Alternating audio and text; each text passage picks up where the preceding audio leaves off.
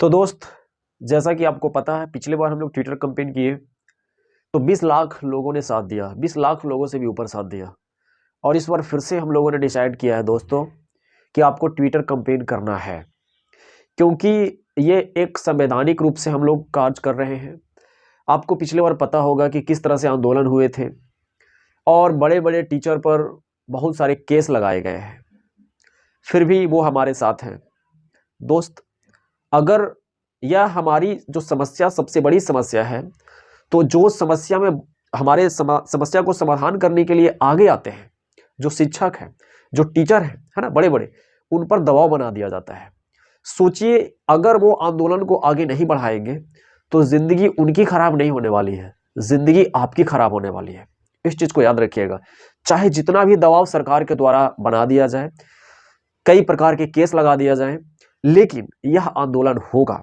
और फिर से एक और संवैधानिक रूप से यह जो आंदोलन होगा वह होगा 30 नवंबर को। याद रखिएगा, हैशटैग क्या है? Modi ji _railway _vacancy 2। एक बात समझिए, इस चीज को मैं बताना चाहता हूं यार, कि 1 करोड़ से ऊपर लोग फॉर्म भरते हैं ना जी रेलवे का, तो फिर 20 लाख ही क्यों होता है? 1 करोड़ क्यों नहीं जाता है? क्योंकि आप लोग समझदार नहीं है। जो लोग समझदार है वो ट्विटर कैंपेन कर रहे हैं, और जो समझ नहीं रहे हैं, समझदार है नहीं, वो जो खरखा अपने आप को बोलिए, वो साथ नहीं दे रहे हैं। सोचिए, फायदा लेने के लिए आप आ रहे हैं और साथ देने के लिए नहीं आ रहे हैं, ये तो गलत बात है ना। अब जरा सोचिए, अगर 1 करोड़ फॉर्म भर रहे हैं तो 1 करोड़ ट्विटर कैंपेन होना चाहिए। इसका कारण यह भी है कि आपके अंदर समझ नहीं है, आपको भटकाया जा रहा है। आप है ना दूसरी की बातों में आ जाते हैं, बहुत सारी बातों में आ जाते हैं।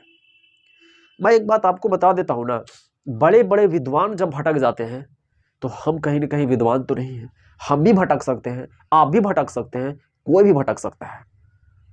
ऐसा दिखा दिया जाता है, ऐसा कार्य कर दिया जाता है जो आपके दिल दिमाग को चेंज कर दिया जाता है।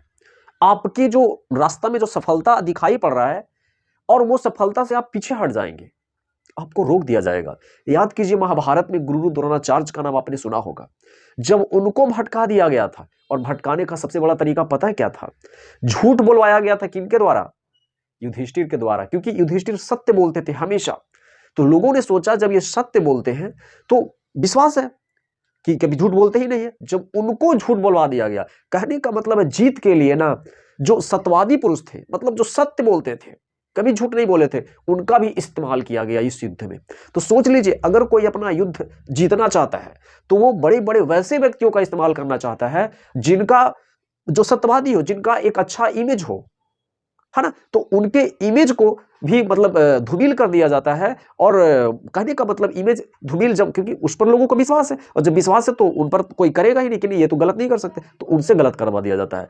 तो इसीलिए आप गुरु द्रोणाचार्य क्या हो गए थे? भटक गए थे। तो आप भी कहीं ना कहीं उन चीजों को देखते हैं तो आपका भी दिमाग भटक जाता है, क्योंकि आप तो सोचते नहीं, ये तो जो दिख रहा है वो तो सही है, लेकिन जो असल में दिखता है ना, वो सही नहीं होता है। तो आप भटक रहे हैं। और देखिए, एक बात और समझिए, जब हमारा देश आजाद हुआ था, मजदूर आंदोलन हुआ था, मजदूर लोग साथ दिए थे, समझ रहे हैं, बेरोजगार लोग साथ दिए थे। जिनको किसी चीज की दिक्कत नहीं, वो काहे को साथ देगा? हाँ, दूसरी बात, जिनको कोई चीज कमी नहीं थी, महात्मा गांधी को क्या कमी थी? क्योंकि वो शिक्षित थे। सुभाष चंद्र बोस को क्या कमी थी? पढ़े लिखे थे, क्या दिक्कत था? मतलब बहुत कुछ उनके पास था, किसी चीज की कमी नहीं थी। तो जो गरीब है, बेरोजगार है, वो तो साथ देगा। इसके अलावा वह साथ देता है जो समझदार हो, जो पढ़ा लिखा व्यक्ति हो। पढ़ा लिखा व्यक्ति के सामने धन संपत्ति ये सब को उसका कोई वैल्यू ही नहीं होता है। उसको सबसे ज्यादा अगर वैल्यू होता है तो अच्छो कर्मों की, समझ रहे हैं, लोगों की सेवा करने का, यह सबसे ज्यादा महत्व देता है। तो दोस्त, आप किस चीज को महत्व दे रहे हैं, इस बात की वैल्यू होती है। आप किस चीज की वैल्यू दे रहे हैं? क्या जो बेरोजगार लोग, छात्र लोग हैं, वो अपनी मांग को रख रहे हैं, तो क्या आप उसका साथ नहीं देंगे? कल किसान आंदोलन होगा, कल मजदूर आंदोलन होगा, है ना, कल कोई और आंदोलन होगा। तो हम लोग सब मानव हैं।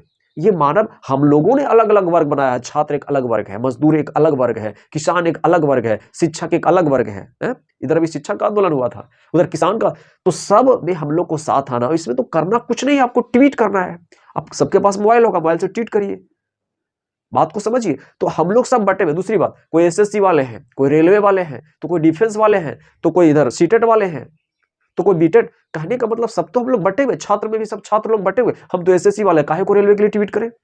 ये सबसे बड़ी बेवकूफ़ी है। सबको एक आना होगा, चाहे आप किसी भी चीज़ की तैयारी कर रहे हो, रेलवे की तैयारी कर रहे हो, दरोगा की मतलब तैयारी कर रहे हो, डिफेंस में हो या फिर किसी और सेक्टर में हो, छात्र तो है ना, तो कम से कम सभी छात्र साथ आइए। इस चीज़ को समझिए, आप हैं अभी 11th-12th में आप पढ़ाई कर रहे हैं, आप मैट्रिक में पढ़ाई कर रहे हैं, अगर है तो भी आप साथ आइए, क्योंकि आने वाला समय में आपके लिए भी तो अगर रास्ता खुलेगा ना, आपके परिवार के लिए रास्ता खुलेगा ना, तो जब तक आप समझेंगे नहीं, जब तक आप आगे नहीं आएंगे, जब तक साथ नहीं देंगे। आंदोलन में किसी की भलाई करने में भी आपको समझ होना चाहिए। दोस्त, आपको भटकना नहीं है, आपको समझना है, और समझना इतना आसान नहीं होता है मेरे प्यारे, इस बात को समझिए। जीतना इतना आसान नहीं होता है, किसी को हराना इतना आसान नहीं होता है, क्योंकि कोई जीत रहा है, कोई आगे बढ़ रहा है, तो बहुत सारा रणनीति का प्रयोग कर रहा है। उन रणनीतियों को समझना होगा, उन भेदों को तोड़ना होगा तुम्हें। अरे सरकार वैकेंसी नहीं देगी तो सरकार की सरकार नहीं बनेगी, जो प्रेजेंट में सरकार उसकी सरकार नहीं बनेगी। काहे को बेवकूफ है कोई जी, काहे को वोट देगा कोई?